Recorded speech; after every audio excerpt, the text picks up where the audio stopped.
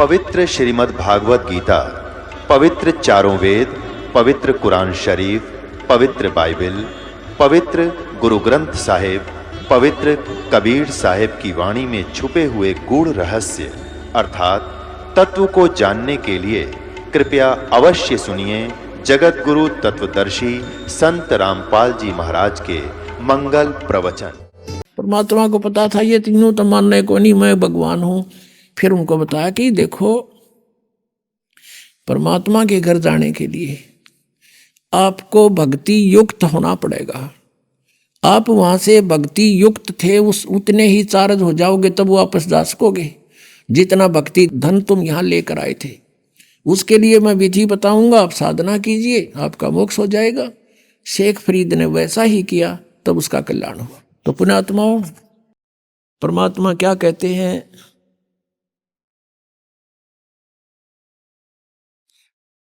अब दास ये बताना चाहता था आपको कि परमात्मा के पाने के लिए पुण्यात्माओं ने कितने कठिन तपस्याएं की और फिर भी व्यर्थ रहे। और आपको तो थोड़ी सी देर सिर्फ बैठकर सत्संग सुनना है, और वो भी कितनी सुविधा में। तो कितना सौभाग्य आपका कि जिस ज्ञान को और जिस भगवान को हम खोजे से नहीं पा सकते, आज अपने आप सामने आ रहा है भगवान, अपने आप प्रकट हो रहे हैं। आपका अंधेरा हटा ज्ञान का और आपके सामने भगवान समझो। क्योंकि परमात्मा पाने के लिए हमने भक्ति करनी ही पड़ेगी। जैसे आदरणीय धर्मदास जी को परमात्मा सतलोक ले गए थे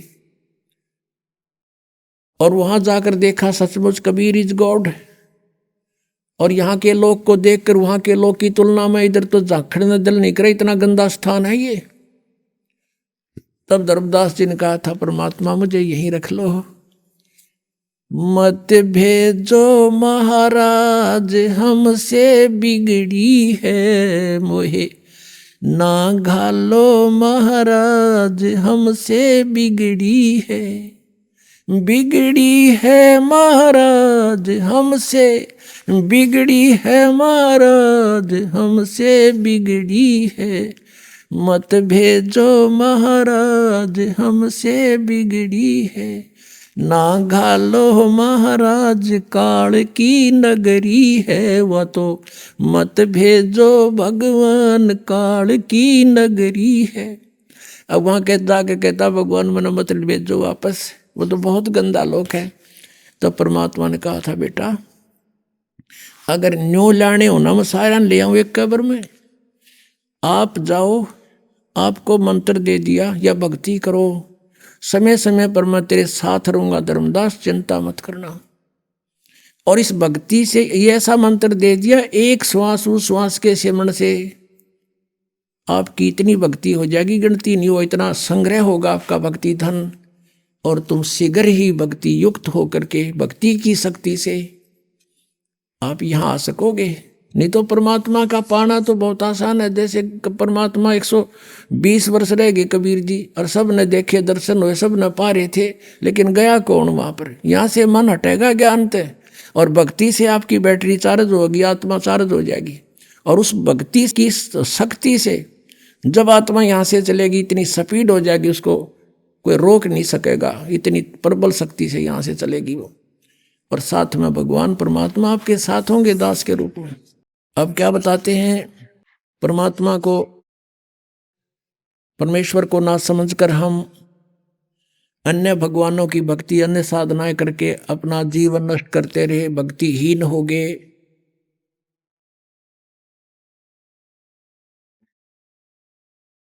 अब क्या बताते हैं? जिनको भगवान मिले, आदरणीय गरीबदास साहिब जी उनमें से एक वो पुण्य आत्मा है, महान आत्मा है, जिनको भगवान मिलते हैं, जिनको भगवान मिले थे, उन्होंने क्या बताया है परमात्मा से प्राप्त ज्ञान को?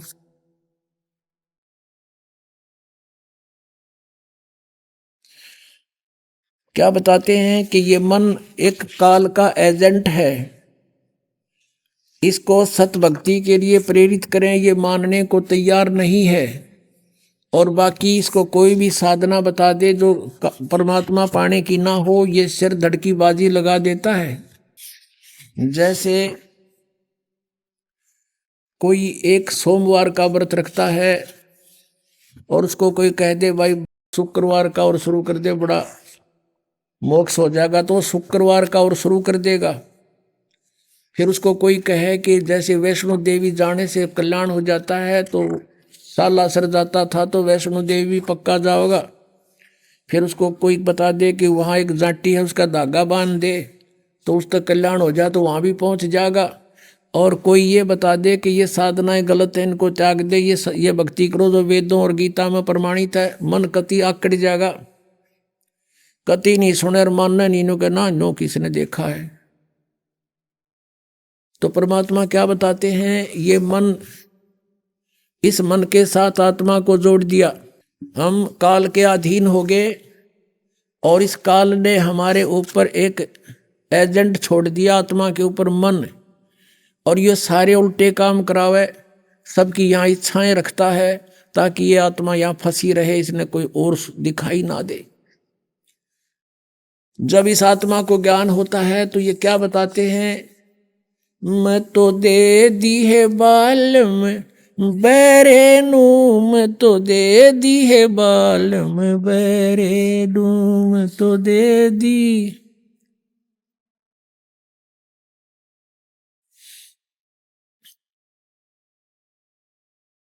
मैं तो दे दी है बालम बैरे नू, मैं तो दे दी है बालम बैरे नू, मैं तो दे दी।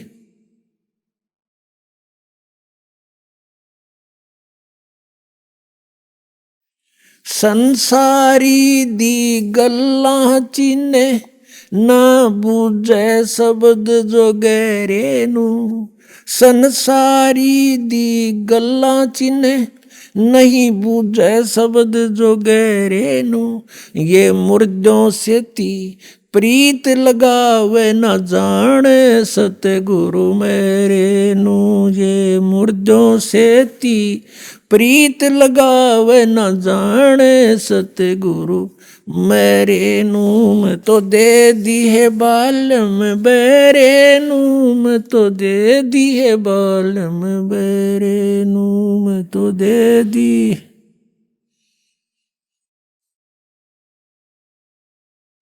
श्वेत छतर सिर मुकुट बिराजे, देखत ना उस चेहरे नू। श्वेत छतर सिर मुकुट विराजे, देखत ना उस चेहरे नू। ये ऊंची थलियां खेती बोवे, भूल रहे निज डेरे नू। ऊंची थलियां खेती बोवे, ये भूल गए निज डेरे नू। मैं तो दे दी है बालम बैरे नू, मैं तो दे दी है बालम बैरे नू। ये संसार समझदा नाही, कहंदा श्याम दोपहरे नू। ये संसार समझदा नाही, कहंदा श्याम दोपहरे नू। गरीब दास ये वक्त जात है, रोगे इस पैरे नू। गरीब दास ये वक्त जात है, रोगे इस पैरे नू। मैं तो दे दी है बालम बैरे नू, मैं तो दे दी है बालम बैरे नू, मैं तो दे दी है बालम बैरे नू। अब इसमें क्या बताना चाहा कि आत्मा रो रही है भगवान से कि परमात्मा मेरा संयोग इस पत्थर के साथ कर दिया, इस मन बैरे के साथ। परमात्मा की वाणी पर विश्वास नहीं और संसारी व्यक्ति कुछ भी बता दे उससे ने फाइनल मान लेगा। वैसे तो बहुत सी ऐसी घटनाएं हैं जो हमारे साथ भक्तों के साथ बीती हैं, लेकिन कुछ एक ऐसी विशेष होती है। एक भक्त बहुत दुखी रहता था, रमेश जैन, उसका हमने इस पुस्तक में भी लिखवा रखा है, ज्ञान गंगा में लिखा हुआ है। उसके परिवार में एक कहर टूटा हुआ था। उसके 2 पुत्र जुड़वा थे, दोनों बीमार रहते थे, एक हॉस्पिटल में तो एक घर पे। वो आता था दूसरा हॉस्पिटल में। उसकी पत्नी को दमे की बीमारी थी। एक लड़की को दौरे पड़ते थे।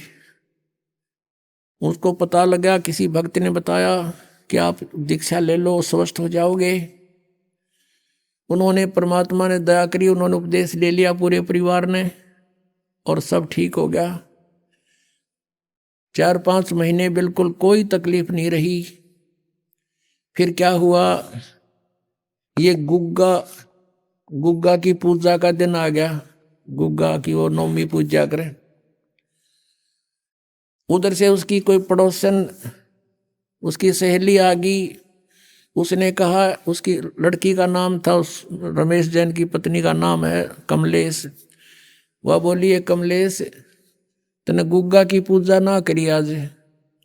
ने बोली, ना बेबे, हमने गुरु बना लिया और गुरु जी ने मना कर रखी है, हम पूजा ना करें। वह कहने लगी है, ने कहे जा करें गुरुआ की सारी ना मान्या करें, हम भी ले रहे हरा दास स्वामी तो नाम है, हम तो सारे काम कराया करें। और उसने बता दिया कि एक ना ऐसे ऐसे उसने ये पूजा ना करी थी देवताओं की, उसका एक का बेटा था वो मर गया, अब रो टक्कर मार के। अब वो आखिर में डरा के छोड़ी और उसने वो जंतर मंत्र कर दिया गुग्गा वाला। वह पूज दिया गुग्गा पूज दिया। तो अगले दिन वो बच्चे दोनों हॉस्पिटल में छोरी के दौरे पड़े और उसने सांस नहीं आवा, दमा हो गया। नो कानो एजिटी स्थिति होगी। अब वह डरती, बताओ कोई ना मैंने गलती की कर दी कि भगत छो गुस्सा होगा, वो इतने नाश कर दिया, सारी बड़ी बनाई कहानी का। वो पूछा क्या बात होगी, पता ना, हम तो उसे फेर हो गए। वो भक्त आया उस भगत के पास जिसने संपर्क जोड़ा था दास से, भगवान से, जिसका परमात्मा का नाम दिया था दास ने उसको। उस भक्त ने के पास गया, वो उसके पड़ोस में रहता था। उसने कहा, भाई महाराज फिर उसा हाल हो गया। वो रमेश बोला, भगत बोला, भाई ऐसे तो नहीं हो सकता। उसने हमारे से संपर्क किया कि बताऊंगा तुझे। उसने हमसे बात की, मिला, मैंने बताया भाई उसने कोई गलती करी होगी अवश्य।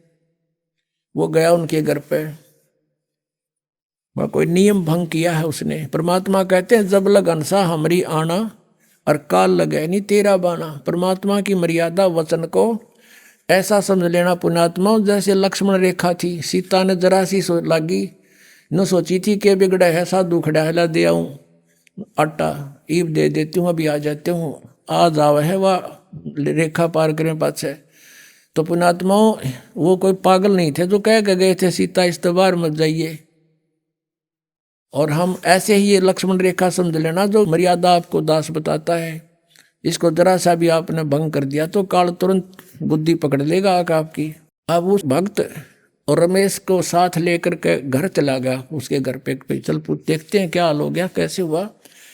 अब वो कुदरती घूमता घूमता पिछली साइड में एक बरंडा था उनका, एक बरंडा सामने था, एक बैक साइड में, और उसके साथ में एक बाथरूम सा था। वो बाथरूम के लिए चला गया। वहां देखा पछले बरंडे में एक जैसे ढक्कन होया करे इसका मटके का, उसके ऊपर वो कापण बोल रहे हैं। वो ढक्कन पर कुछ जंतर मंत्र करा के धूप दाप गूगल गागल कुछ दाने डाल रखे हुए, लटोटर सा जैसे करा करते। उसने आके पूछा कि भाई यूं क्या कर रखा तुम्हारे घर में। परमेश ने अपनी पत्नी से पूछा कि ये क्या कर रखा है। ने बोली गुग्गा पूजी थी, मैंने गुग्गा की धोख मारी थी। वो भगत बोला, ये गुग्गा फिर आ गया तुम्हारे, ये मुश्किल तो काट दिया था, ये फिर बुला लिया गुग्गा। तो बड़ा गुस्सा है उसका पति, तने तो बात बिगाड़ दी, अब क्या होगा। उससे पूछा बे तने ऐसा क्यों किया। वह बोली, एक पड़ोसन आ गई, मत नाटी बतेरी, फिर मैं डर गई। नु बोली उसका एक का पुत्र था और वो मर गया, उसने ये पूजा ना करी थी, और इसलिए डरती ने मैंने सोचा ले चल गुग्गा की बीमार न तो के। परमात्मा कहते हैं 100 वर्ष सतगुरु की पूजा, एक दिन आन उपासी, वो अपराधी आत्मा फिर पड़े काल की फांसी। अब इस समाधान क्या हो, मेरे से फिर संपर्क साधा कि मैं भी दोबारा नाम ले, आगे गलती नहीं करे तो नाम दूंगा ना, कति नहीं दूं। तो उनको फिर पक्का करना था मालिक ने, ये झटका दे के दोबारा उपदेश ले लिया उन सब परिवार ने। ये सन 1995 की बात है। आज 16 वर्ष हो गए उनके घर में किसी प्रकार की कोई तकलीफ नहीं है। यहाँ आते हैं, पाठ करवाते हैं और सत्संग सुनते हैं, सब बच्चे स्वस्थ हैं। तो पुण्यात्माओं परमात्मा कहते हैं, संसारी दी गल्ला चिन्ह ना बूझे शब्द जो गहरे नू, ये मुर्दों से ती प्रीत लगावे न जाने सतगुरु मेरे नू। अब जो मर गए उनकी मंडी बना रखी गामा में, बाबा जी रहा करता, तपस्या करा करता है, और वह समाज पूजा करें हम। अरे भले आदमियों, कुछ तो दिमाग तो सोचो। जैसे कोई वैद्य था और वो नब्ज देख के दवाई बता देता था, रोगी स्वस्थ हो जाता था, बहुत अच्छी बात है। उसकी मृत्यु के बाद उसकी समाधि बना दे, जहाँ उसको अंतिम संस्कार करते हैं, या उसके ऊपर एक यादगार बना कर उसकी मूर्ति स्थापित कर दे, और फिर कोई उसे न पूजन जावे वैद्य ने, क्या वो रोग काट देगा? क्या वो दवाई बता देगा? नब्ज देख लेगा आपकी? नहीं देख सकता। तो जैसा वो वैद्य था, ऐसा ही वैद्य वर्तमान का खोजना पड़ेगा, जो जाते नब्ज देख कर दवाई बतावे। तो परमात्मा यही कहा करते, तुम इन मुर्दों की पूजा करते हो, तुम मुझे जिंदे न पूजो, मैं सारी बात बताऊं, विधि बताऊं तुम्हारी, और मोक्ष करूं। फिर क्या बताते हैं, श्वेत छतर सिर मुकुट विराजे, देखत ना उस चेहरे नू। सतलोक के अंदर परमात्मा एक बहुत बड़े विशाल गुम्बज के अंदर विराजमान है, उसके बीच में बैठे हैं तख्त पर, और सिर पर सफेद सुंदर मुकुट है मालिक का। कहते श्वेत छतर सिर, ऊपर छतर है जैसे ये आप देख रहे हो, ये तो एक बनावटी है, वो ऑटोमेटिक परमात्मा का बहुत बड़ा विशाल छत्र है सफेद। श्वेत छतर सिर मुकुट विराजे, देखत ना उस चेहरे नू। कहते उस भगवान के दर्शन नहीं करते, और ऊंची थड़ियां खेती बो ये भूल गए नज डरे नू। अब जैसे हम आन उपासना करते हैं, वो तो ऐसी साधना है जैसे किसान ऊंची थलियों पर, ऊंचे टीलों पर बीज बोकर खेती बो रखी हो उसने, और कभी वर्षा हो जाए तो 2 दाने हो सकते हैं, ना तो कुछ नहीं हो उसमें। और डहर वो होती है समतल जमीन उपजाऊ, उसको डहर बोलते हैं। झील होती है वो, झील का मतलब वहाँ पानी स्टैंड नहीं खड़ा नहीं रहता, यानी ऊपर का वर्षा हुआ पानी भी उसमें आकर के सिंचाई का काम करता था। पहले पुराने समय की वाणी है ये। और उस डहर क्षेत्र में 1 एकड़ में 50 मन गेहूं हो, और ऊंची थलियां पर 2 धड़ी यानी 10 किलो भी ना हो मुश्किल थे, क्योंकि वो स्थान खेती करने का कोन्या। तो हम जो आन उपासना करते थे उसको कहा है परमात्मा ने, तुम ऊंची थलियां खेती बोरे और भूल गए निज डेरे नू। अपने उस सर्व सुखदाई परमात्मा कबीर देव को तुम भूल चुके हो, और इन आन उपासना रूपी थलियों पर खेती बोए बैठे हो। इससे तुम निर्धन होते जा रहे हो। और फिर क्या बताते हैं, ये संसार समझदा नहीं, कहंदा श्याम दोपहरे रू। ओए होए, गरीब दास ये वक्त जात है, रोवोगे इस पैरे रू। ये संसार समझदा नहीं, और कहंदा श्याम दोपहरे नू। यहाँ पर इतना कष्ट है प्राणी को पुण्यात्माओं, हम इसके आदी बन गए इस दुख के। और जब आपको सुख का जरा सा भी आभास हो जाएगा, फिर देखना। परमात्मा कहते हैं, सतलोक की तुलना में तुम ऐसे पड़े हो, इस काल ने आपको भांग प्या रखी है। कबीर ये माया अटपटी सब गट आन अड़ी, और किस किस ने समझाऊं, या कुआ भांग पड़ी। तो जैसे किसी ने शराब पी रखी हो या भांग पी रखी हो, नशा कर रखा हो, और जून के महीने में हरियाणा, पंजाब, राजस्थान, उत्तर प्रदेश में, और बाहर पड़ा हो सड़क पे रेत में, और उसको कोई ये कहे कि भाई देख पसीना पसीना हो रहा, और तेरी के बुरी हालत हुई पड़ी है, कितना कष्ट है, ऊपर से धूप है, हैं तू प्यासा मर रहा है, चल तुझे उठाकर छाया में ले चलता हूँ।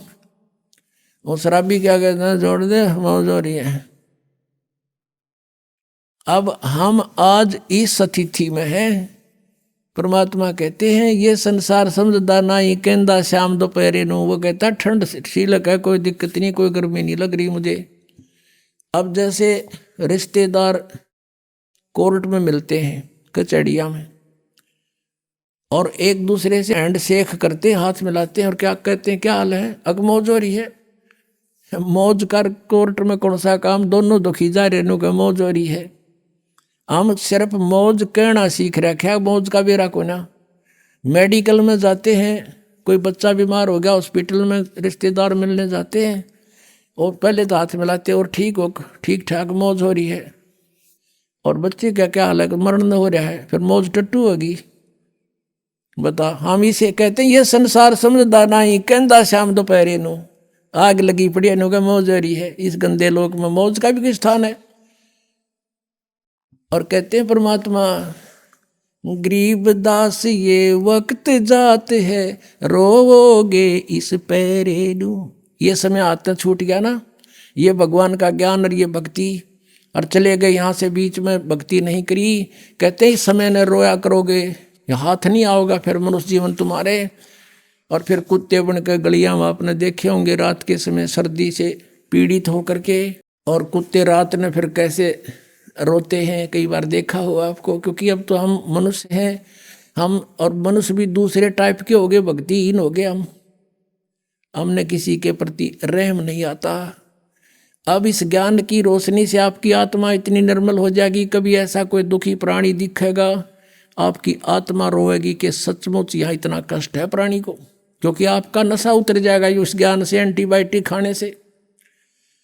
तो कुत्ते ऊपर न मुँह करके करते हो, ई वो करें जाइब क्या है। अब तो कहते हैं परमात्मा, गरीब दास ये वक्त जात है, एक बार हाथ से ये छूट गया शरीर और ये भक्ति बनी नहीं, तो रोगे इस पैरे नु। इस समय को याद करके रोया करोगे। फिर परमात्मा की पहचान बताई है, मैं तो दे दी है बाल मैयाणे नु, मैं तो दे दी है बाल मैयाणे नु, मैं तो दे दी याणे नु, मैं तो दे दी है बाल मैयाणे नु। गीता और भागवत पढ़े ना बूझे शब्द ठिकाने नु। गीता और भागवत पढ़े ना बूझे शब्द ठिकाने नु। मन मथुरा दिल द्वारका नगरी, तू क्या करे बरसाने नु। अब क्या बताते हैं, श्रीमद् भगवद गीता पढ़े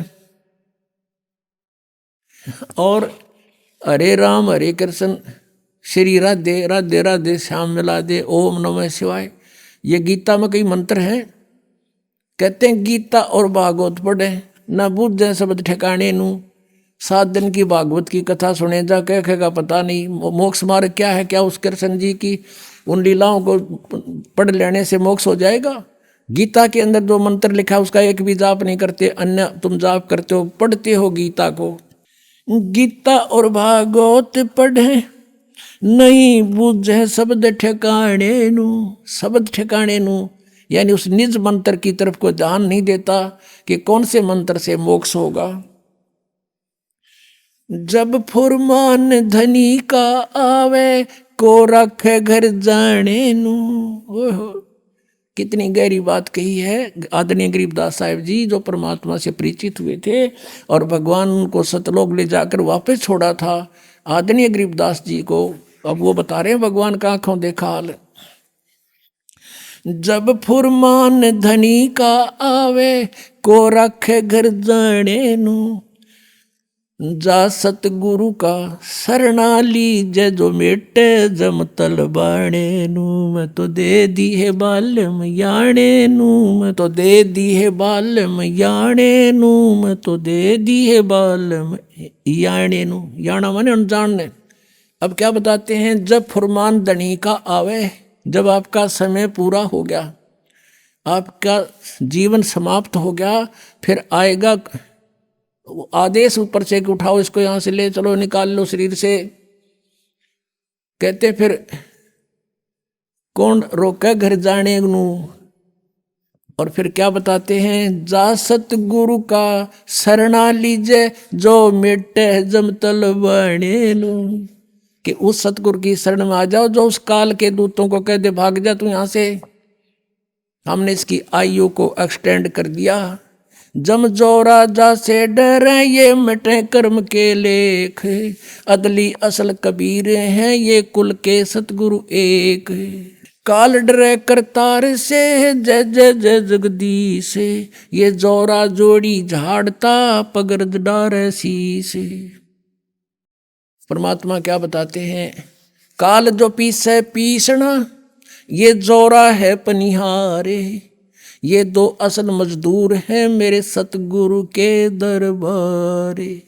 अब आदरणीय गरीबदास साहिब जी परमात्मा के सामर्थ्य से परिचित हुए, तो उन्होंने कहा है कि ये काल तपीस से पीसना, ये 21 ब्रह्मांड का स्वामी ब्रह्म कबीर परमात्मा का नौकर है समझो। और जोरा है पनिहार या मौत, कहते हैं ये तो परमात्मा का पानी भरती है, नौकरानी है उसकी, उसके जैसे उसके आदेश बिना ये कहते कदम नहीं उठा सकती।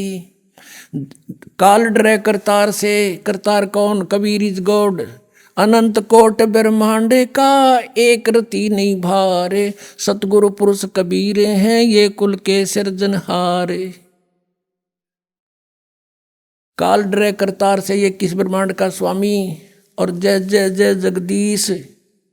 और ये जोरा जोरा कहते हैं मौत को, जोरा जोड़ी झाड़ता परमात्मा के जूती साफ करती है या मौत, और फिर उस धूल को माथे का लगाती है, यानी इतने समर्थ हमारे भगवान। गरीबदास साहिब जी कहते हैं, सतगुरु शरणा आकर धर्मराज डर कैसा, और की तब बात छोड़ो, यहाँ का न्यायाधीश भी कांपता है भगवान के नाम से। एक बार कबीर परमात्मा गरीबदास जी को जब ऊपर लेकर गए थे सतलोक में, धर्मराज के दरबार में, उस न्यायाधीश के दरबार पहुंच गए, और वहां जाकर के परमात्मा की देख के शक्ति को धर्मराज गद्दी छोड़ के खड़ा हो गया, अपनी सीट को छोड़ के, और कहा भगवान आके बैठो विराजो। जब परमात्मा कबीर परमेश्वर जी खड़े खड़े डांट लगाते हैं, जैसे उच्च अधिकारी नीचे छोटे अधिकारी को डांटता है और आदेश सुनाता है, ऐसे परमात्मा डांट लगा रहे हैं। कहते हैं धर्मराय दरबार में दी कबीर तलाक, मेरे भूले चूके हंस को तो पकड़िए मत कजाक।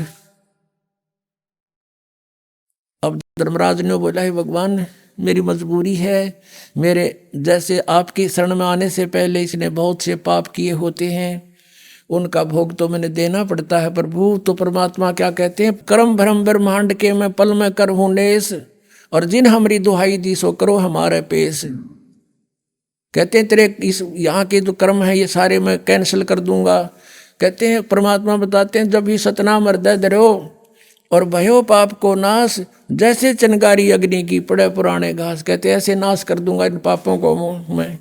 तो उसी प्रकार गरीबदास जी बता रहे सामर्थ्य अपने परमात्मा की समर्थता के, काल डरे करतार से, फिर इस काल के पास गए थे, इसने भी नीची गर्दन कर ली और इसके सर पे पैर रख के परमात्मा ऊपर ले गए थे गरीबदास जी को। इसने उस 11वें द्वार को बंद कर रखा है, 10वां द्वार आपने सुना था, इस सब गाटा जुड़ रहा था, इनकम्प्लीट नॉलेज था, सारा काल के जाल का ही सारा कुछ खेल था, ज्ञान था।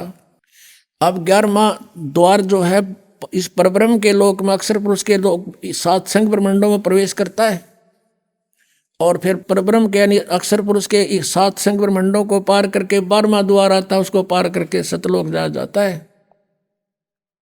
तो वहाँ ये बैठा चौकस के कोई निकल ना जाए यहाँ से, इसने रोक रखा हमारे को। वहाँ केवल कबीर परमात्मा और उसका सत साधक ही जा सकता है। और जब उस मंत्र का सतनाम का वहाँ जाप होता है और सार नाम साथ होता है, तो काल अपनी गर्दन नीचे कर लेता है। जैसे परमात्मा कहते हैं, जैसे फणपति मंत्र सुन रख है फण सकोड़, ऐसे बीरा मेरे मंत्र तयू काल लवे मुँह मोड़। जैसे फनपति यानी सर्प को गारुड़ लोग एक मंत्र बोल देते हैं, मंत्र बोलते ही वो अपने फन को ऐसे उठा रखा हो तो ऐसे कर लेता नीचे को और भागने की चेष्टा करता, उस मंत्र में इतनी शक्ति होती है।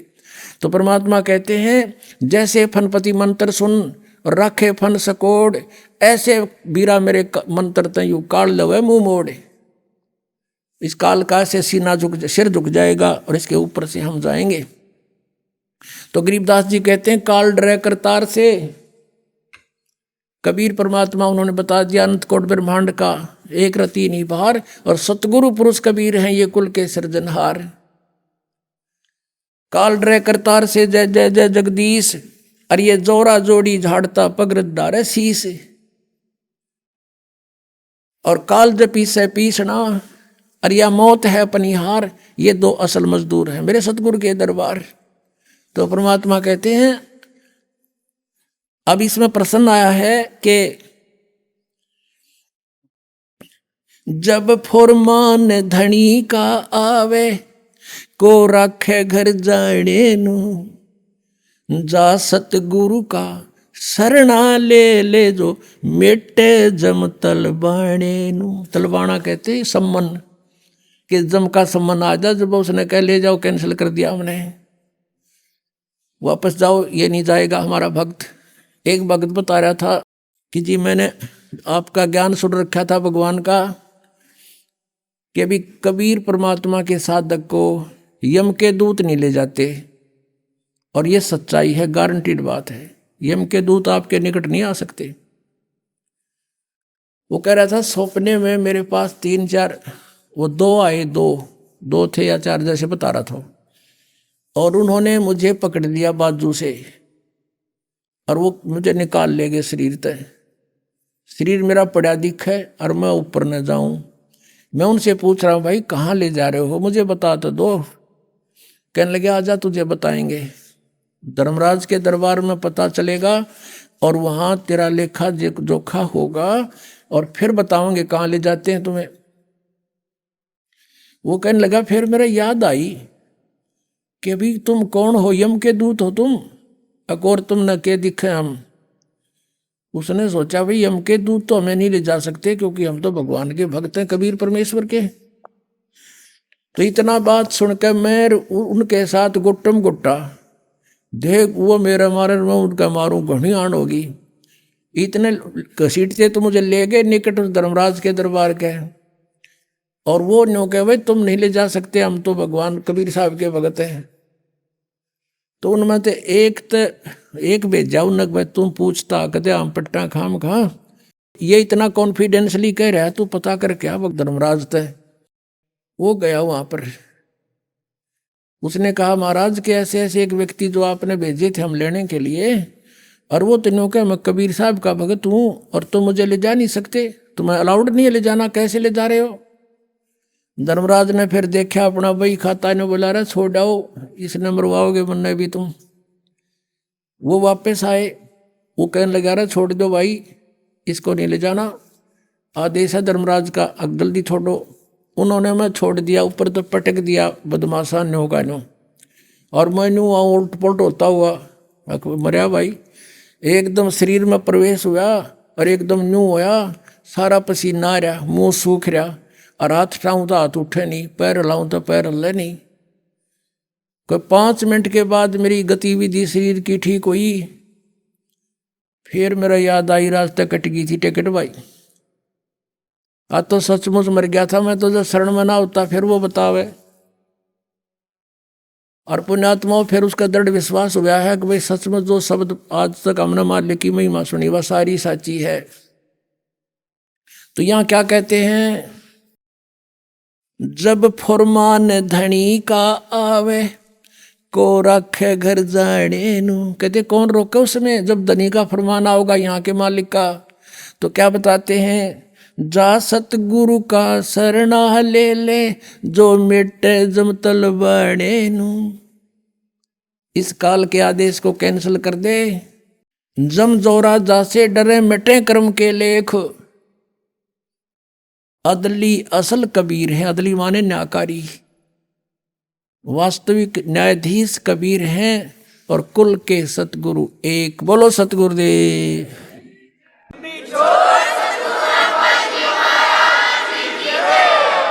परमपिता परमात्मा पूर्ण ब्रह्म सर्वसृष्टि रचनहार कुल मालिक कबीर परमेश्वर जी, ये हमारे परम पिता हैं। ये सारी सृष्टि के रचने वाले हैं। ये वही परमात्मा हैं जिनका वेदों और गीता में एक विशेष प्रकरण है कि परम अक्षर ब्रह्म परमात्मा, परम अक्षर ब्रह्म जो शक्ति है वही पाप नाशक है, वही हमारा जनक है, वही हमारे काल के बंधनों का नाश कर सकता है। उसी परमात्मा की भक्ति करनी चाहिए। पुणात्मा, उस परमेश्वर ने स्वयं आकर के हमें ज्ञान दिया है कि तुम यहाँ के वासी नहीं हो, आपका यहाँ ठौर ठिकाना नहीं है। और जिन पुण्यात्माओं को परमात्मा आकर के मिले, उनको समझाया, उन्होंने परमात्मा को पहचाना। फिर उन महापुरुषों ने भी परमात्मा द्वारा प्राप्त उस ज्ञान का ढोल पीटा कि कबीर इज गॉड। हम सुल्तानी नानक तारे दादू को उपदेश दिया, जात जुलाहा भेद न पाया, काशी माहे कबीर हुआ। ये दानक रूप में, जो जुलाहा रूप में परमात्मा बनारस में भारतवर्ष की पावन धरती काशी शहर के अंदर 120 वर्ष रहे, सह शरीर आए थे, सह शरीर चले गए। क्योंकि ये वो परमात्मा है जो अजन्मा है, किसी माँ से जन्म नहीं लेते। उस परमेश्वर ने हम सबकी रचना की है और जिन महापुरुषों को वो मिले उन्होंने उस परमेश्वर की महिमा बताई है। अनंत कोट ब्रह्मांड का एक रति नहीं भारे, सतगुरु पुरुष कबीर हैं ये कुल के सिरजनहार। पुण्यात्मा, मनुष्य जीवन बार बार प्राप्त नहीं होता और मनुष्य जीवन पाकर जो नहीं रटे हरि नाम, जैसे कुआ जल बिना फिर बनवाया क्या काम। परमात्मा ने आके हमें चेताया है कि तुम इस मनुष्य जीवन को इस काल प्रेरणा से केवल यहाँ इस संसारिक भौतिक सुखों को संग्रह करने पर ही व्यर्थ कर जाते हो और जिस संपत्ति को सारा जीवन जोड़ते हो, इकट्ठा करते हो, कोठियां बनाते हो, बैंक बैलेंस बनाते हो, ये तुम्हारा नहीं है, तुम्हारे साथ इस काल ने धोखा कर रखा है। पहले तो हमें यही समझ में नहीं आई कि ये काल कौन है।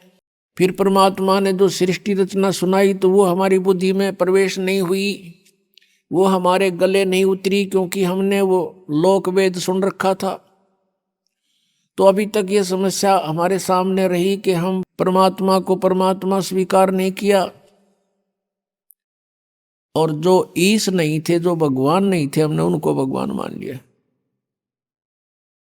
आप जी ने श्री शिव पुराण, संस्कृत से जो शिव पुराण है और वेंकटेश्वर प्रेस से जो प्रकाशित और छपी है,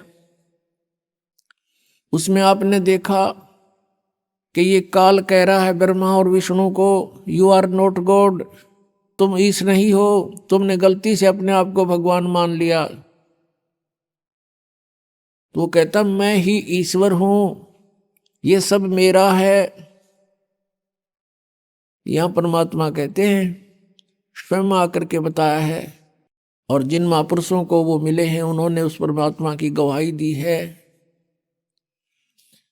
परमात्मा कहते हैं मुल्ला माया मग में बैठी, अनसा चुन चुन खाई, ये ज्योत स्वरूपी कहे निरंजन में ही करता भाई। एक न करता, दो न करता, नौ ठहराए भाई, और 10वां भी धुंधर में मिल जा सत कबीर दुहाई। ये ज्योत स्वरूपी निरंजन कहता मैं हूं परमात्मा, ये सब कुछ मेरा है। तो गरीबदास साहब जी कहते हैं कि परमात्मा के बारे में तो हमें जानकारी भी नहीं। ये ज्योत स्वरूपी कहे निरंजन, ये काल कहता मैं ही करता भाई, हमें मूर्ख बना रहा ये। और एक न करता दो ना करता, ये 9 करता ठहरा दिए, 9 अवतार ये सारे भगवान। और कहते 10वां भी धुंधर में मिलेगा, एक सत कबीर दुहाई। सत माने अविनाशी।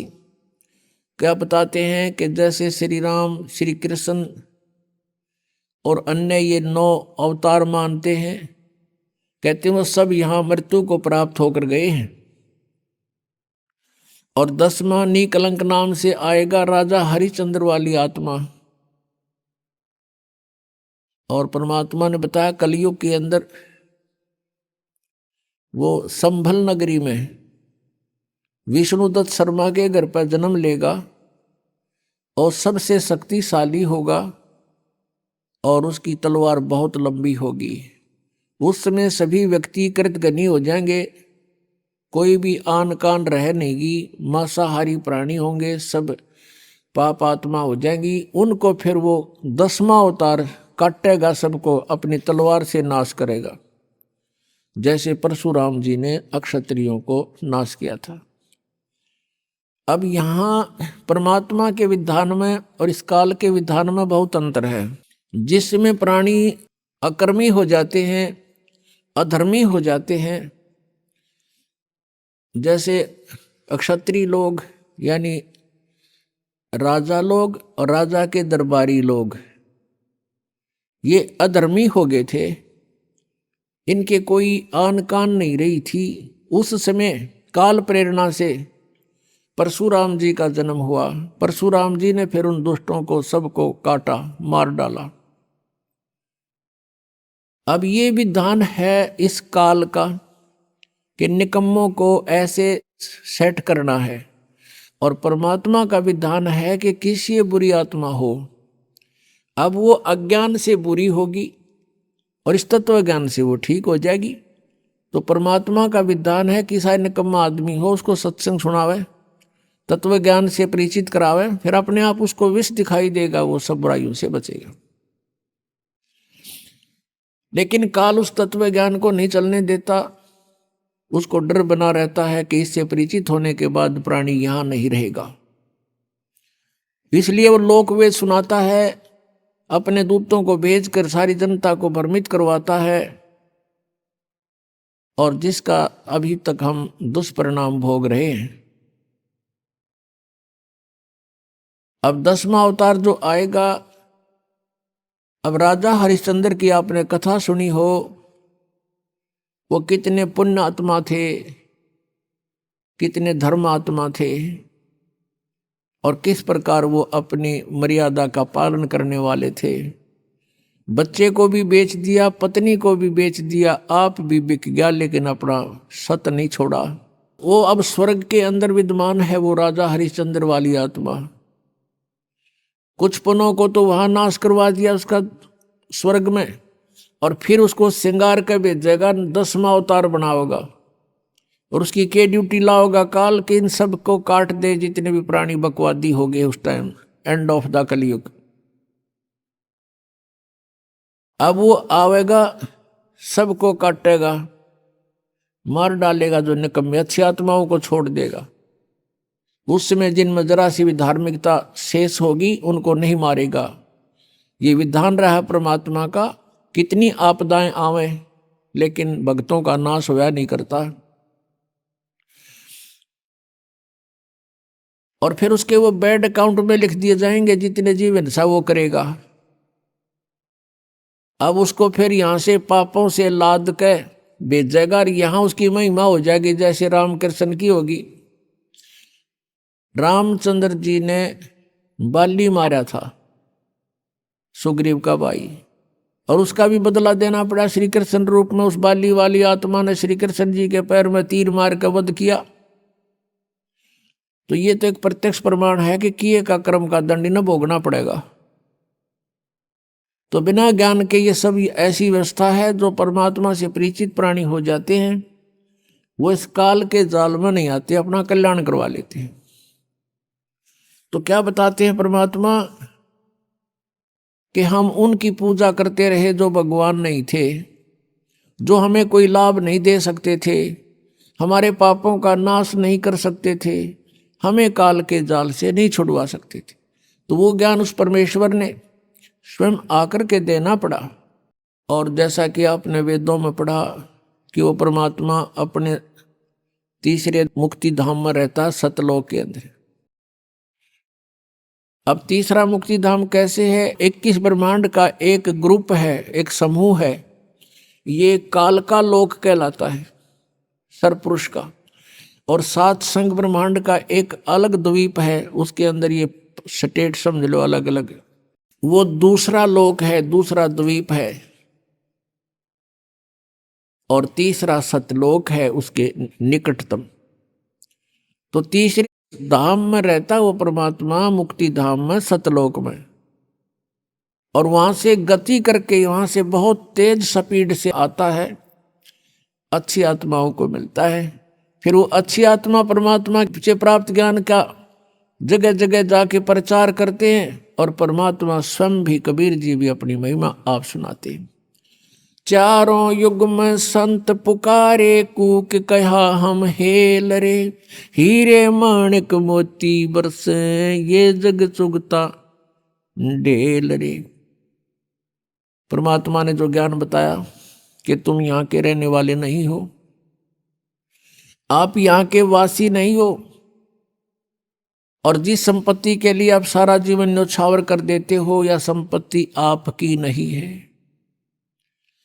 काया तेरी है नहीं, ये माया कहाँ से हो, चरण कमल में ध्यान रखो, तुम इन दोनों को खो।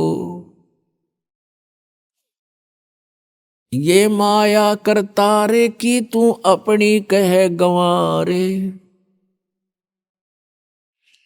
दो जग धक्के खावेगा या नाहक बह बेगारे। सर्व सोने की लंका होती रावण से रणधीरम, एक पलक में राज बिराजी जम के पड़े जंजीरम। मन तू सुख के सागर बसरे, भाई और न ऐसा यसरे। सर्व सोने की लंका थी, रावण से रणधीरम, एक पलक में राज बिराजी और जम के पड़े जंजीरम। आइए अब हम उन श्रद्धालुओं के अनुभव जानते हैं जो जगत गुरु तत्वदर्शी संत रामपाल जी महाराज जी से दीक्षा प्राप्त कर चुके हैं तथा उनके द्वारा बताए गए भक्ति मार्ग पर चल रहे हैं। सर नमस्कार। नमस्कार जी। क्या नाम है आपका? सुरेंद्र सिंह जी। सुरेंद्र सिंह जी, कहाँ से आए आप? हम पंजाब से आए हैं, पटियाले से। सर, संत रामपाल जी महाराज जी से नाम दीक्षा लेने से पहले आप क्या भक्ति साधना करते थे? हम सर पहले तो 2001 में ठाकर सिंह जी की भक्ति करते थे, और उससे बाद 2010 में हमारे को पीर ने घेर लिया। हमने पीर की चाकरी की, 3-4 साल हमने चाकरी की पीर की। उससे बाद रामपाल जी का सत्संग टीवी ਤੇ ਚੱਲਦਾ ਸੀਗਾ, ਉਹਦੇ ਪ੍ਰਵਚਨ ਸੁਣਦੇ ਹੁੰਦੇ ਸੀਗੇ, ਔਰ ਸੁਣਦੇ ਹੀ ਸਾਨੂੰ ਪਤਾ ਲੱਗਿਆ ਵੀ ਅਸੀਂ ਭਗਤੀ ਕੀ ਕਰਨੀ ਹੈ ਔਰ ਕੀ ਭਗਤੀ ਕਰਦੇ ਸੀਗੇ। ਸਾਡੇ ਕੋਲ ਇੰਨੀ ਸੰਗਤ ਆਉਂਦੀ ਸੀ, 2000-2500 ਬੰਦਾ ਹੁੰਦਾ ਸੀਗਾ। ਅਸੀਂ ਬੜੀ ਆਪਣੇ ਆਪ ਨੂੰ ਇੱਕ ਗੁਰੂ ਦੇ ਪਦ 'ਤੇ ਬੈਠੇ ਸੀਗੇ ਅਤੇ ਗੁਰੂ ਸਮਝਦੇ ਸੀਗੇ ਵੀ ਅਸੀਂ ਲੋਕਾਂ ਦਾ ਭਲਾ ਕਰਦੇ ਸੀ। ਜਦ ਕਿ ਮੇਰੇ ਘਰ ਦੇ ਵਿੱਚ ਅੱਗ ਲੱਗੀ ਸੀ, ਮੇਰੇ ਬੱਚੇ ਬਿਮਾਰ ਰਹਿੰਦੇ ਸੀਗੇ, ਮੇਰੇ ਘਰ ਦੇ ਵਿੱਚ ਬਹੁਤ ਜ਼ਿਆਦਾ ਦੁੱਖ ਦਲਿੱਦਰ ਕਲੇਸ਼ ਔਰ ਬਿਮਾਰੀ ਦਾ ਕੋਈ ਅੰਤ ਨਹੀਂ ਸੀਗਾ। ਅਤੇ ਮੈਂ ਆਪਣੇ ਆਪ ਨੂੰ ਸੋਚਦਾ ਸੀਗਾ ਵੀ ਮੈਂ ਸਭ ਤੋਂ ਬੜਾ ਸੰਤ ਅਤੇ ਪੀਰ ਪਕੰਬਰ ਦਾ ਇੱਕ ਭਗਤ ਸੀਗਾ। ਅਤੇ ਲੋਕ ਮੇਰੇ ਕੋਲ ਆ ਕੇ ਬਾਬਾ ਜੀ ਅਤੇ ਮੇਰੇ ਪੈਰ ਲੱਤਾਂ ਘੁੱਟਦੇ ਸੀ, ਭਲਾ ਮੰਗਦੇ ਸੀਗੇ, ਪਰ ਲੇਕਿਨ ਮੈਂ ਆਪਣੇ ਘਰ ਦੀ ਅੱਗ ਨਹੀਂ ਮਿਟਾ ਸਕਿਆ। ਅਤੇ ਜਦੋਂ ਰਾਮਪਾਲ ਜੀ ਦਾ ਸਤਸੰਗ ਸੁਣਦੇ ਹੋਏ ਸਾਨੂੰ ਗਿਆਨ ਹੋਇਆ ਅਤੇ ਪਤਾ ਲੱਗਿਆ ਵੀ ਅਸੀਂ ਇਹ ਭਗਤੀ ਗਲਤ ਕਰ ਰਹੇ ਹਾਂ। ਟੀ ਵੀ ਦੇ ਰਾਹੀਂ ਨੰਬਰ ਲੈ ਕੇ ਅਤੇ ਸਾਨੂੰ ਚੰਡੀਗੜ੍ਹ 40 ਸੈਕਟਰ ਤੋਂ ਅਸੀਂ नाम लेके आए, नाम दीक्षा लेती। जब नाम दीक्षा। सर, आपसे एक बात पूछना चाहेंगे यहाँ पर हम कि आपने बताया कि आप ठाकुर सिंह जी की भक्ति करते थे। ये ठाकुर सिंह जी कौन थे? ਸਨ ਠਾਕਰ ਸਿੰਘ ਰਾਧਾ ਸਵਾਮੀ ਦੀ ਇੱਕ ਸ਼ਾਖਾ ਹੈ, ਜਦ ਕਿ ਸਨ ਸਾਮਣ ਸਿੰਘ ਜੀ ਦੇ ਚੇਲੇ ਸਨ ਤੇ ਉਹਨਾਂ ਦੀ ਗੱਦੀ ਪ੍ਰਣਾਲੀ ਦਿੱਲੀ ਤੋਂ ਇੱਥੇ ਬੱਦੀ ਆਈ ਸੀ। सर, आपने ठाकुर सिंह जी महाराज से नाम दीक्षा लेकर के कितने साल तक भक्ति की? सर ठाकुर सिंह जी नाम दीक्षा लेके हमने 12 साल भक्ति की। हमारे को कोई लाभ नहीं होया उससे, और ना ही हमारे पीर ते छटकारा होया उस भक्ति से। सर, आपने बताया कि आप खुद एक संत पद के ऊपर बैठे थे, काफ़ी सारे शिष्य भी आपको फॉलो करते थे, आपसे लाभ भी प्राप्त करते थे, आपने बताया। लेकिन आपके खुद के ही घर में बहुत सारी समस्याएं हो गई थी, इसका क्या कारण मानते हैं आप? उसका सर ऐसे था, हमारे को ज्ञान तो है नहीं था, हमारे को ये नहीं पता था हमारे में क्या आता है। बोलता था पीर आता था, पीर आकर आता लोग में भला कर जाता था। हमारे घर में इतना नर्क छोड़ जाता था, हमारे को सारी दिन सफाई करनी पड़ती थी, बच्चे को सामना पड़ता था, बीमारी बहुत ज़्यादा थी। हमारे को कोई तत्व ज्ञान नहीं था और कोई पता नहीं था भक्ति कैसे करनी है। वो आता था, हमारे को नचाता था, हमारे को पीटता था, पीट के चला जाता था, तो चलो हमारे लोगों का भला कर देता था। जो राधा स्वामी पंथ है वो बहुत ज़्यादा पुराना पंथ है और काफ़ी लोग उनसे जुड़े हुए भी हैं, तो आपको ऐसा क्यों लगता है कि राधा स्वामी पंथ में आपको लाभ नहीं मिल रहा था? सर ऐसे वो मंत्र में को ताकते नहीं है, वो मंत्र नहीं थे, वो वेद शास्त्र की भक्ति देते थे, वो बिना वेद से भक्ति देते थे, वो मंत्र देते थे, ओंकार अरंकार सोहंग सतनाम, उसमें कोई भला नहीं होता था। हम 2.5 घंटे बैठ के भी देखा, जो अगर शक्ति होती तो हमारे को पीर क्यों फटते, हमारे को पीर क्यों नहीं जाते थे। हमारे को जब सच्ची भक्ति होती तो हमारे को पीर आता था। अगर हम भक्ति करते थे हमारे को पीर ऊपर चढ़ के बह जाता था, हमारा अँख में पानी चलता था, मुंह खुल जाता था, तो हम भक्ति से होते थे हे प्रभु इसको दूर करो। अब दूर नहीं कर पाए तो हमने फिर इसको रामपाल जी का ज्ञान सुनने से बाद हमने जो सत्य भक्ति ली तो हमारे को पीर से बहुत बड़ी राहत मिली हमारे को। सर, संत रामपाल जी महाराज जी की ऐसी कौन सी बातों ने आपको प्रभावित किया कि आपको लगा कि संत रामपाल जी महाराज जो आपके जो दुख हैं, जो दर्द हैं आपके, उनको दूर कर सकते हैं? सर ऐसा है, एक दिन संत रामपाल जी का मैं प्रवचन सुन रहे थे टीवी पे, वो जन्म साखी चल रही थी, वो 2 अक्षर का नाम बता रहे थे गुरुजी, तो वो हमारे हृदय को छू गया। हमने ओम की भक्ति तो पहले कर रहे थे, जो पीर की भक्ति करते थे, ओम की भक्ति कराते थे। अगर जब सत रामपाल जी के हमने प्रवचन सुने और हमारे को दिल को छू गए भी, हे संत रामपाल जी आपका ऐसा ज्ञान है, जो ऐसी भक्ति है जो हम उल्ट दिशा में कर रहे थे और हम वेद शास्त्रों तो भी नहीं भक्ति कर रहे थे, तब हमारे को मन को इच्छा प्राप्त हुई भी थी हम इस संत का, इस रामपाल जी महाराज जी का नाम दीक्षा लेना है। तो तब ऐसी जब हमारे को पता लगा, ज्ञान सुना, ज्ञान समझने से बाद तब हम उसे चंडीगढ़ जाकर हम नाम लेते हैं। तो हम आपसे ये जानना चाहेंगे, आपने संत रामपाल जी महाराज जी से नाम दीक्षा कब ली? सर ऐसे है, हमने 2016 में नाम दीक्षा ली 1 जनवरी को। हम आपसे जानना चाहेंगे कि ज्ञान तो आपने बताया कि सही और वास्तविक ज्ञान आपको मिला, क्या आपको जो समस्याएं थी, आपको जो पीड़ाएं थी, क्या ये जो साधना करने से संत रामपाल जी महाराज जी ने जो मंत्र आपको करने के लिए दिए, उन मंत्रों की साधना करने से आपको लाभ मिले? जी जी, आपका बहुत अच्छा क्वेश्चन है सर। ऐसा है सर, जब हम संत रामपाल जी महाराज जी से भक्ति ली है, हमारा जिस दिन भक्ति ली है हमारा उतने से ही लाभ होने शुरू हो गए। अगर जो पीर बोलता था ना, अभी तुम्हारे सिर चढ़ के मैं भक्ति कराता हूँ, अगर पीर बोला अभी आपका गुरु सच्चा मिल गया, अभी मैं तुम्हारे से जा रहा हूँ, अब सच्ची भक्ति करना, हमारे से उतने से ही जिंदगी और परिवार में सुख शांति हो गई है। क्या उस दिन के बाद आपको घर में कोई पीर या भूत प्रेत दिखाई नहीं दिया? भगत जी उस दिन के बाद ना कुछ सपना आया, ना कुछ दिखाई दिया, और मेरे घर में इतनी शांति आप जाके देख सकते हो, बहुत सुख शांति है। जो संगत आती थी वो हमारे घर पे देखते हैं अभी वक्त क्या कर रहे हैं, हम संत रामपाल जी की भक्ति कर रहे हैं। सर, और कोई लाभ बताना चाहेंगे संत रामपाल जी महाराज जी से नाम दीक्षा लेने के बाद? सर लाभ तो इतने हैं, आप बोलेंगे अब थक जाएंगे। लाभ तो इतने हुए, बंदी छोड़ के पहले तो हमारे जो पीर बदा थी वो ठीक हुई, उससे बाद हमारे घर में बीमारी थी बहुत ज़्यादा, वो ठीक हुई, उससे बाद हमारे से कर्ज था बहुत ज़्यादा, हमारा कर्ज बहुत ठीक हो गया। अभी सतगुरु की भक्ति करते हैं, अभी कोई चीज़ की इच्छा नहीं, हमारे को सतगुरु ने भक्ति दिया, भक्ति करते रहे। क्या आप कोई नशा करते थे? सर नशा तो हमारे खानदान में नहीं है और ना ही हम नशा करते हैं। सर, एक और बात आपसे जानना चाहेंगे, कहीं ना कहीं लोगों के जहन में ये भी सवाल होगा कि आप एक सिख हैं और एक सिख होकर के आपने संत रामपाल जी महाराज जी से नाम दीक्षा ले ली, क्या कोई धर्म परिवर्तन या कोई इस टाइप की बात? सर ऐसे है, रामपाल जी महाराज जी गुरु ग्रंथ साहब के मुताबिक भक्ति कराते हैं और गुरु ग्रंथ साहब की बहुत कदर करते हैं। हम सच्चे सिख गुरु ग्रंथ साहब को मान के हम उसी के आधार पे गुरु ग्रंथ साहब की भक्ति करते हैं। सर, संत रामपाल जी महाराज के बारे में आप और क्या कहना चाहेंगे? सर ऐसे है, जो रामपाल जी महाराज दीक्षा लेता है, पहला गल तो ये है भी नशा मुक्त हो जाता है और दाज नहीं लेता, बुराइयाँ छोड़ देता है और निंदा चुगली छोड़ देता है और सच के मार्ग पे चलता है। जो संत ऐसे कर्म से छुटकारा कराता है, अगर चढ़ाता है तो पृथ्वी पे इतने संत हैं तो क्यों नहीं चढ़ाते। इतने इतने सेंटर खोले हुए हैं, इतने इतने सेंटर खोले में भी हम नशा मुक्ति कराते हैं। पूरे पृथ्वी पे एक संत रामपाल जी है जो नाम दीक्षा दे के और नक्शा मुक्ति ते और दाज ते बुराइयां ते सारे तो छुटकारा कराते ने। सर 12 साल आपने राधा स्वामी पंथ में भी बिताए हैं, इतने सारे लोग वहाँ पे जुड़े हुए हैं, क्या वो गलत हो सकते हैं? सारा ऐसे है, वो को ज्ञान ही नहीं है। जो भक्ति देते हैं वो कहते हैं अक्खा मीचो आपको क्या दिखेगा, हमारे को दिखे कुछ नहीं। किसी को हनुमान दिखाते हैं, किसी को देवी दिखाते हैं, किसी को कुछ दिखाते हैं, पर कुछ नहीं दिखा सकते। वो कहते हैं कि अगर आप सच्चे मन से भक्ति करेंगे तो आपको जरूर दिखाई देगा।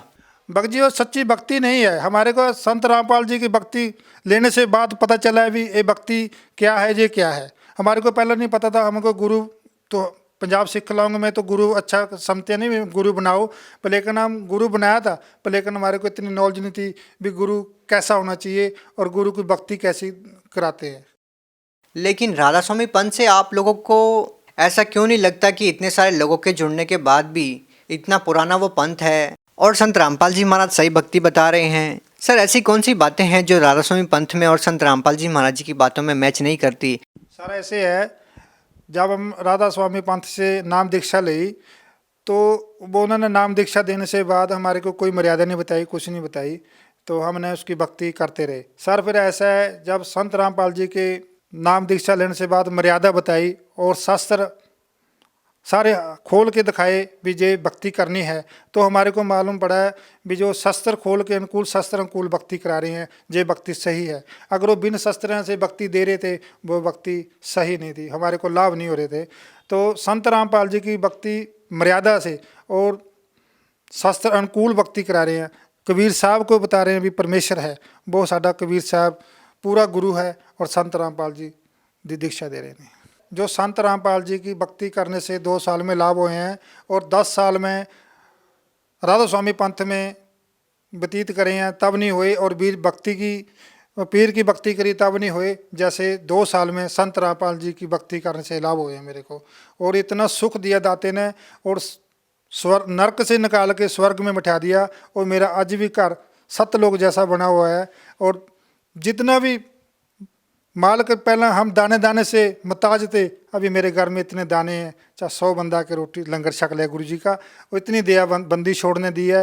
हमारे को इतनी गरीबी थी, इतना बुरा हाल था हमारे से, हम किसी को बता नहीं सकते। सर राधा स्वामी पंथ में लोग ये कहते हैं कि व्यक्ति केवल सांसारिक लाभ के लिए कैसे गुरु बदल सकता है, क्योंकि गुरु तो वो होता है जो आध्यात्मिक लाभ दे, जो रूहानी लाभ प्राप्त करवाए। केवल सांसारिक लाभ प्राप्त करने के लिए आप गुरु कैसे बदल सकते हैं? सर ऐसे है, जब आपको कोई तकलीफ हो, ठीक है सर, आप अपने गुरु पे जाते हैं तो हमारा गुरु ठीक कर देगा। अगर जो गुरु ठीक नहीं कर पाएगा भक्ति कैसे कर पाओगे, ठीक है ना सर। ऐसे है भी हम गुरु भी मानते हैं और दुखी भी रहते हैं। सर गुरु तो पूरा होना चाहिए ना, जो हमारे को ठीक करे और लाभ दे, तभी हम भक्ति कर सकते हैं। मान लो आपको कैंसर हो, अगर कैंसर हो तो गुरु पर जाए, गुरु ठीक नहीं कर पाएगा, हम कैसी भक्ति करेंगे? गुरु तो हमारा पूरा होना चाहिए ना। और भक्ति अनुकूल भक्ति करा के दे और मंत्र तक भक्ति कराए तो तब ठीक हो जाएंगे, तभी भक्ति करेंगे, तभी हम गुरु के गुण गाएंगे। ठीक है सर। सर भगत समाज को आप क्या संदेश देना चाहेंगे? सर संदेश तो क्या, हाथ जोड़ के प्रार्थना कर सकते हैं भी बंदी छोड़ की शरण में आओ और सत्य भक्ति करो, इस काल जाल से छुटकर और सत्यलोक की भक्ति करो और सत्यलोक जाना है हमने। जी धन्यवाद साहब जी।